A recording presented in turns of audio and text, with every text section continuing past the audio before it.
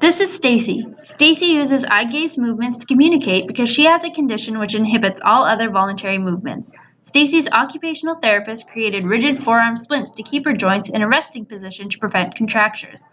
However, Stacy sometimes has involuntary movements called dystonia. When Stacy is anxious or there is an environmental trigger, she has dystonic storms that cause continuous, severe, involuntary muscle spasms. If Stacy is wearing her splints at the time of a dystonic storm, these movements create pressure points and Stacy feels pain and discomfort, and this may also result in skin breakdown. Because Stacy has difficulty communicating when this happens, she has to be monitored closely when wearing her splints, particularly at night. This has resulted in difficulty maintaining proper sleep hygiene, such as maintaining a regular sleep routine due to constant monitoring by her parents, which disrupts her sleep environment, and the pain or discomfort from wearing her splints during dystonic episodes.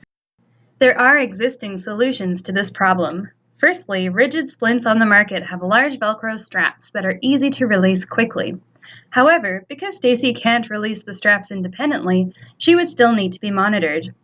CastMinder is a product that has a sensor embedded in a splint to detect pressure and send this data to their app. But it only uses one sensor for overall pressure. This detects compartment syndrome but not localized pressure increase. Because these solutions weren't appropriate, Stacy's parents were supervising her at all times during the night in case of a dystonic episode. To determine what kind of device Stacy needed, we used the HAT model to help us identify Stacy's abilities, activities, and what environment she would be using the device in. By examining this holistic view, we determined these ideal device characteristics. What we created for Stacy is a splinting system combining technology and traditional splinting methods. A resting splint was custom molded to Stacy's forearm, and pressure sensors were integrated into the splint in areas with the potential for high pressure. These sensors transmit pressure information to an app on Stacy's caregiver's phone, and when there is an extreme pressure increase, Stacy's parents receive an alert. Further, the increase in pressure signals the splint to automatically loosen its straps until Stacy's parents can arrive to remove it entirely. The splint can also automatically be retightened by her parents using a switch to the exact pressure specifications preset by her therapist. This technology is inspired by power-lace shoes which tighten and loosen with switch activation.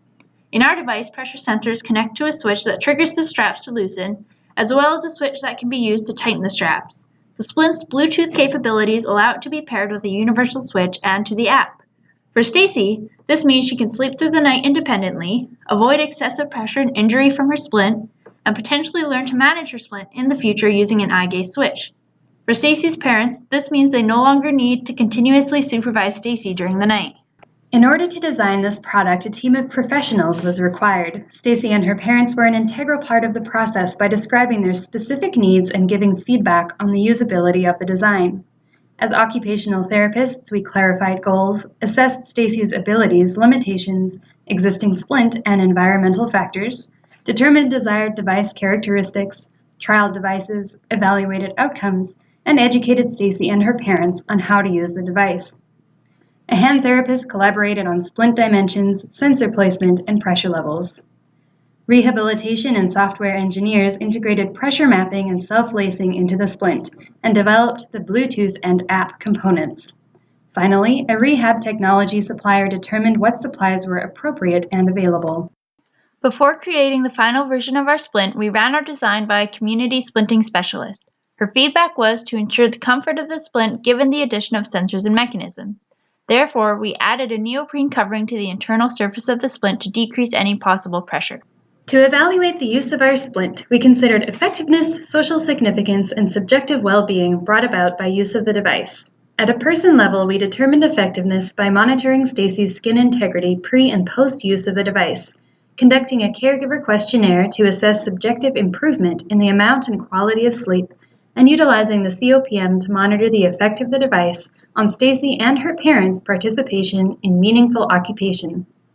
Since the splint design is now being used on a broader scale, we plan to disseminate, along with the splint, the Quebec User Evaluation of Satisfaction with Assistive Technology for both the client and caregiver, and utilize a questionnaire for the therapist to evaluate the device, including objective questions such as impact on skin integrity, as well as subjective questions based on level of satisfaction with the device. We hope this self-monitoring splint we developed for Stacy can be useful to you and your clients in the future.